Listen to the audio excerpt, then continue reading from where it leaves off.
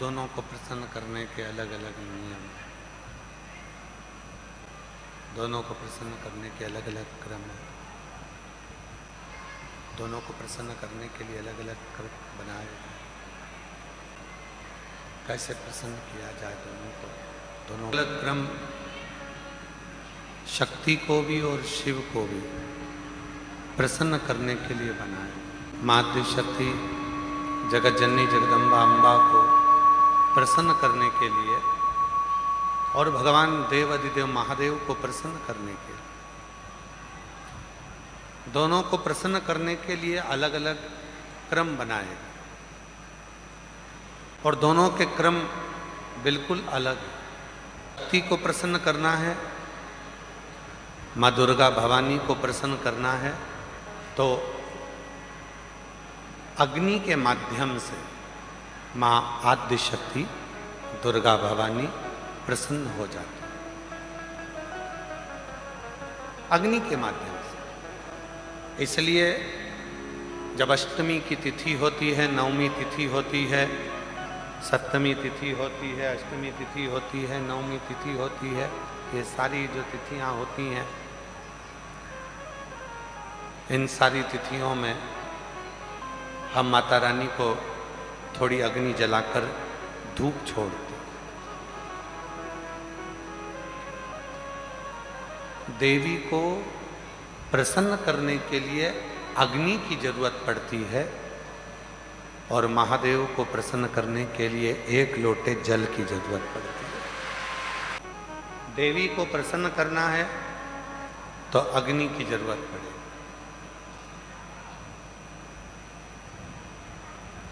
और मेरे महादेव को अगर प्रसन्न करना है तो एक लोटे जल की जरूरत है। अब कई लोग कहते हैं गुरुजी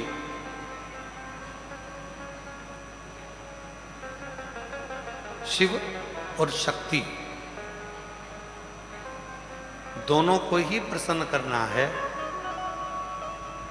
और तुरंत कोई ऐसी जगह बता दो जहां पर शिव और शक्ति एक साथ प्रकट होकर प्रसन्न होकर हम पर करुणा करना प्रारंभ कर दें, तो वो स्थान कौन सा हो सकता है? तो शिव महापुराण में उमा संहिता में एक स्थान ऐसा बताया, बेलपत्र का वृक्ष, उस बेलपत्र के वृक्ष के नीचे जब जल चढ़ाकर हम दीपक प्रज्वलित करते हैं, लंबी बत्ती का, कौन सी बत्ती का? वो रुई की जो लंबी बत्ती होती है, उसको घी में डुबोकर हम दीपक प्रकट करते हैं।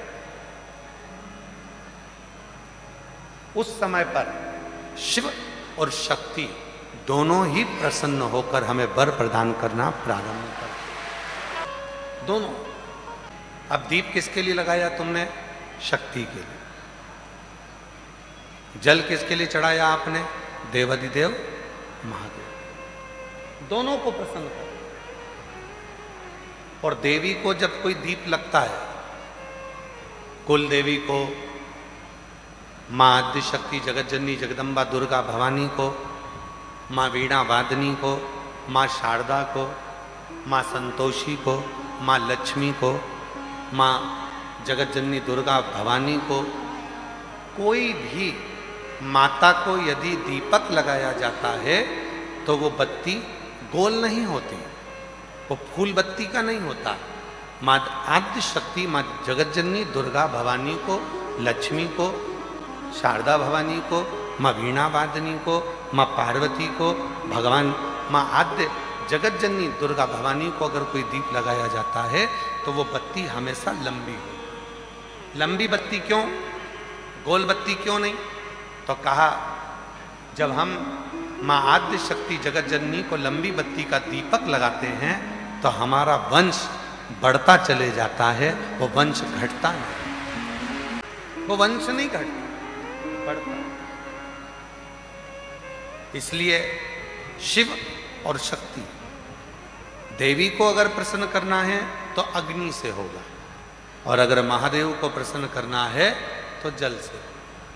तो कोई ऐसा स्थान जहां पर ये दोनों हम क्रम करें और हमारे ऊपर शिव और शक्ति की करुणा बरसे, तो कहा वो है बेलपत्री का वृक्ष।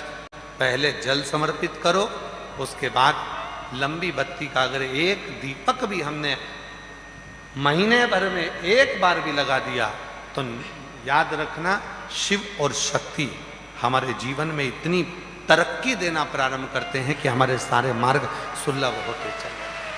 एक भगवान शिव ने देखा भगवान श्री गणेश जी महाराज को, भगवान शंकर गणेश जी महाराज को देखा, उदर में अगन हो रही थी, अगन। एक दुर्वा भगवान श्री शंकर भगवान ने उठा, एक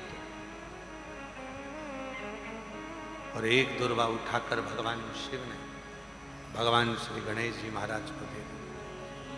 जब गणेश जी महाराज को दुर्वा दी, गणेश जी ने उस दुर्वा को जैसे ही ग्रहण किया, अंदर जो तपन हो रही थी, अगन हो रही थी अनलासुर को निगलने की, वो तपन, वो अगन समाप्त हो।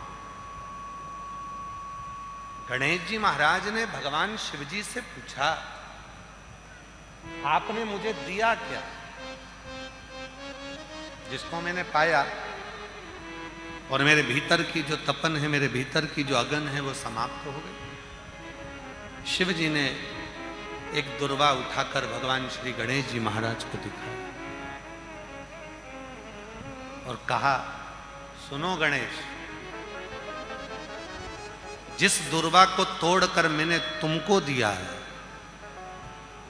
संसार सागर का मनुष्य सोमवार की अष्टमी पड़ने पर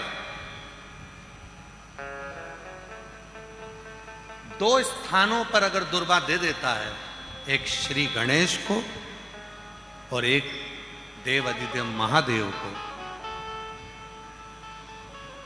2 स्थानों पर अगर दुर्वा दे देता है, संसार का मनुष्य 2 स्थानों पर सोमवार की अष्टमी के दिन अगर दुर्वा को समर्पित कर देता है, तो फिर उसके संसार में जन्म लेने के बाद जितने भी रोग होते हैं, उस रोग को मैं स्वतः ही समाप्त करना प्रारंभ कर दूंगा।